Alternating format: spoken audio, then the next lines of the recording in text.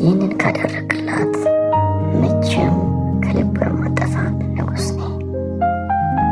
ሚስቴን ወይም የትዳር አጋሬን በወሲብ እርካታ ላይ በትክክል ልታደርሳት ትችላለህ።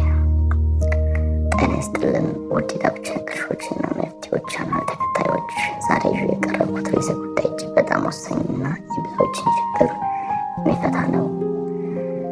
ያም በሁሉም አይነት የሆነ ልጅ ብልት ሴቷን በእርካታ ጫፍ ላይ ወይም በእርካታ ጥግ ላይ የምታደርሱበትን ሂደት በዝርዝር የምንመለከተው ይሆናል።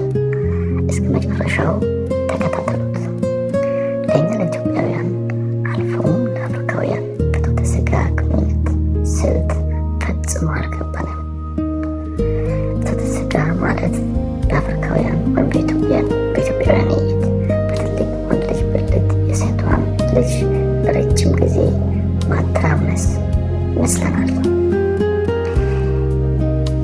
ያ እይታና በእውነታው ወይም በተግባር ያለው እርካታ ፈጽሞ የተለያዩ ናቸው። በኢትዮጵያ አልፎ በአፍሪካ የወሲብ እርካታ ቀርቶ ማርካትን የሚችል ወንድ የሚያውቅ ሰው የለም ማለት ይቻላል።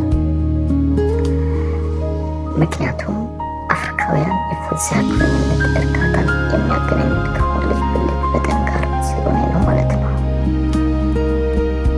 የሴት ልጅ ወሲባዊ እርካታ ከወንድ ልጅ ብልት መጠን ጋር የሚያገናኝ ምንም አይነት ምክንያት የለም።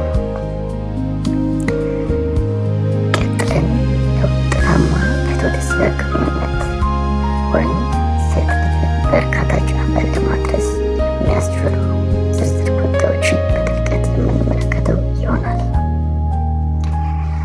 አንደኛውና የመጀመሪያው ደረጃ የቦታው ዝግጅት፣ ጽዳት እና የልብስ ማወላለቅ ሂደት እንደሆነ በክፍል 1 ላይ ተመልክተናል። ሁሉንም ነገር በእርጋታ እንደምናደርግም በጥድፊያ ሳይሆን በተረጋጋ መንፈስ እንደምናደርግ በጥበብ መጠቀም እንዳለብን በመጀመሪያው ቪዲዮ ላይ አስቀምጫለሁ። ሌላኛው ወሳኙና ጥልቁ ነገር ሴቷን ለወሲብ የምናዘጋጅበት ሂደት ነው። ይህንን ስናደርግ ማስታወስ ያለብን ነገር ለሴቷም ለወንዷም በጅምር ፍላጎት ሊኖር ይችላል። ግን ፍላጎት ማለት ዝግጁነት ማለት አይደለም። አሁን ሳንጣደፍ ማድረግ ያለብን ነገር ሴቷን በሆዷ አስተኝተን ጀርባዋን በሲሱና በዝግታ ከማጅራቷ እስከ ተረከዟ ድረስ በቅባት ወይም በለስላሳ ሰውነት ቅባት ማሳጅ ማድረግ አለብን። ይህንን በምናደርግበት ጊዜ አንገቷንና ጆሮዋን በሲሱ እየነካን ውበቷን እያደነቅን ጀርባዋን እስከ ተረከዟ ድረስ በእርጋታና በሲሱ ማሳጅ ማድረግ አለብን። መርሳት ያለብን ነገር መጣደፍ የለብን። ይህን በምናደርግበት ጊዜ ይህን ሂደት በእርጋታ ካጠናቀቅን በኋላ አቅፈን እየሳምናት በጀርባዋ ማስተኛት አለብን። በመቀጠልም አሁንም በእርጋታ ከንፈሮቿንና አንገቶቿን እየሳምን ከአንገቷ እስከ እግር ጥፍሯ ድረስ በሲሱ ሳንጣደፍ በሰውነት ለስላሳ ቅባት ማሳጅ ማድረግ አለብን። ይህንን በምናደርግበት ጊዜ ጡቶቿንና ብልቷን በተለይ ናዝረ ብልት ወይም ቂንጥር ብለን የምንጠራውን ክፍል በስህተት የነካን አስመስለን ነካሮች አድርገን ማለፍ አለብን። ይህ ሁሉ በእርጋታ ስናደርግ ሴቷን ለወሲብ የተዘጋጀች ልትመስል ትችላለች።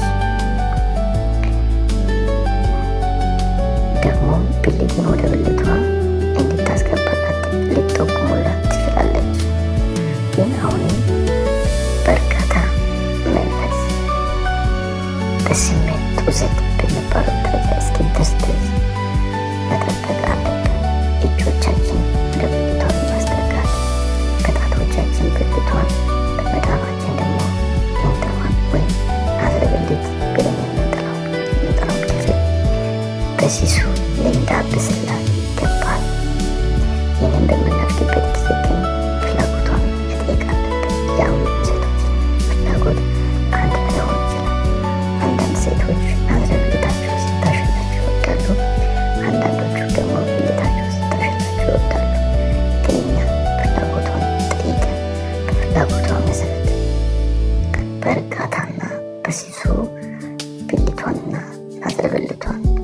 ማሸት አለብን ማለት ነው።